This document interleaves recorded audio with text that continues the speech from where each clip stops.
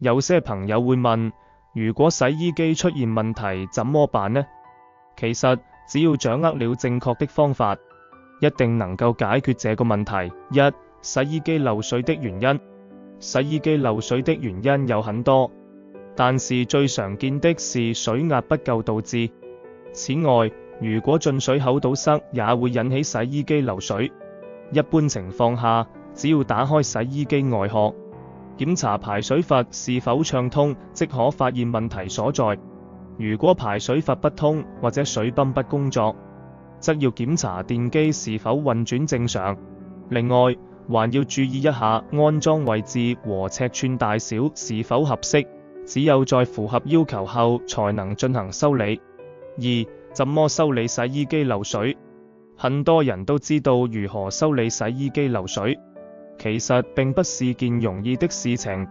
首先，需要考慮到實際情況，比如你想要徹底解決問題，還是僅僅想緩解症狀。其次，請一定遵循正確的步驟來完成修理過程。二、怎麼修理洗衣機漏水？一、首先要弄清楚洗衣機漏水的原因。有些人認為洗衣機漏水是因為水泵鬆動或者是風扇沒有扇風導致的，但其實真正原因還是在於排水管和電機接觸不良造成的漏。二、其次，根據不同的情況來修理洗衣機漏水。如果進水孔堵得太緊，可以用螺絲刀輕輕撬開；如果進水孔漏出一點點水，則需要更換一個新的進水孔或水龍頭。三、最後總結一下如何解決洗衣機漏水問題。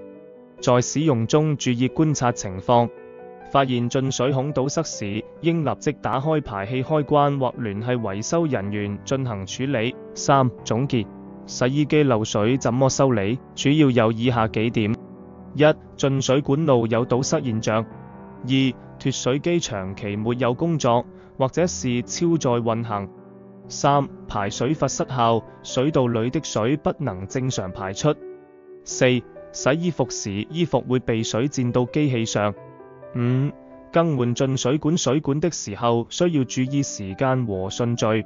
如欲了解更多家電的維修問題和保養費用，歡迎你隨時聯絡維修快的專業團隊。只需致電31637725或 WhatsApp 60628576，便可查詢上門維修及報價服務。維修快的師傅均通過嚴謹認證，技術精湛而且享譽盛名。維修快團隊不但服務住宅屋苑的客戶，日常的足跡更遍各區的文娛場所、醫療機構、酒店食肆、中小學校及社區中心等地方。